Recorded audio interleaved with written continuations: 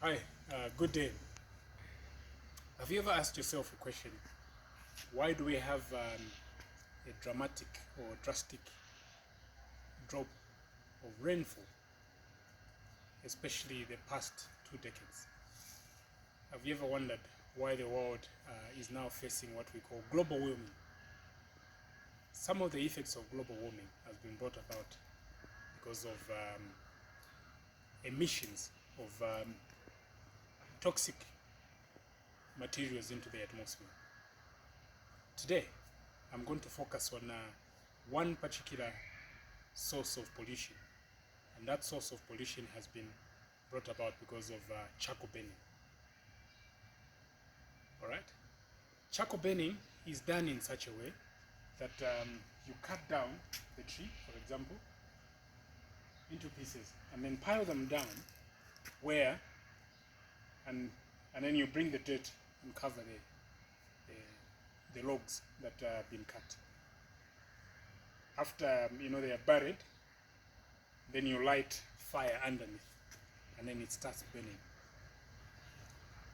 And then there's an open smoke that comes from burning that pile. And this smoke contains what we call carbon monoxide. And carbon monoxide is toxic to the atmosphere. My name is Leon, and this is what I'm here to talk about today. The effects of charcoal burning to the atmosphere, and how we can look at alternatives to this type of business. Let me give you the statistics. About 60% of the world air is polluted. So we only have about 40% fresh air that can be enjoyed in such environments as this, what you can see in my background, and back here as well.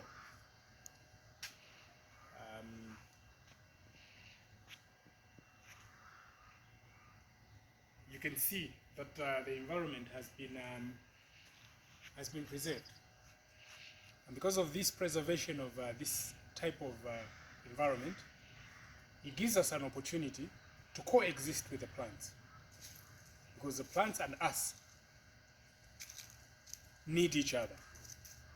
We breathe in oxygen, which the trees actually excel, and we breathe out carbon dioxide, which they inhale.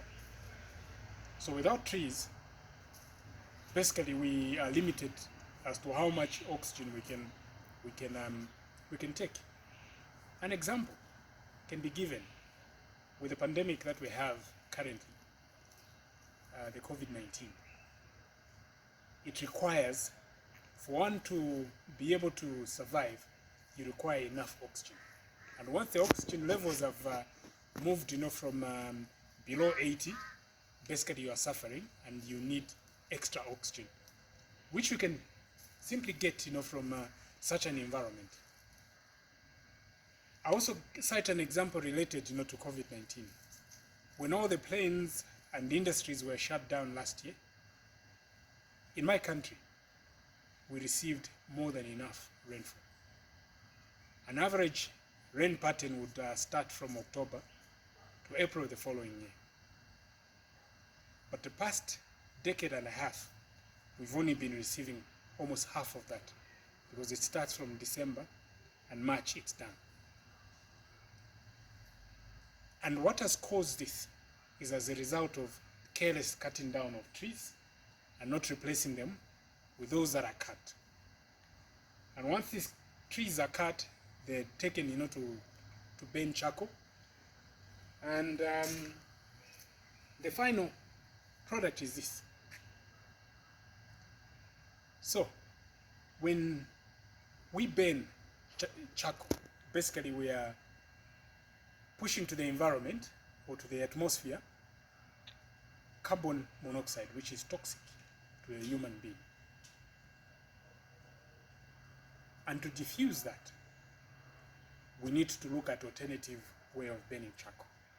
And one way we can do that is by making we can still recommend, and will still recommend, that these small-scale business people continue to do that, because that's where they earn a livelihood. And about 50% of the country population relies on this alternative energy, which is charcoal.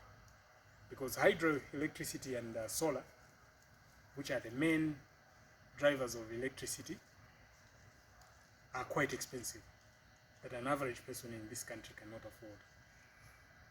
So we'll still encourage, the small-scale business to do, but would recommend that with one tree that they cut, they plant another one.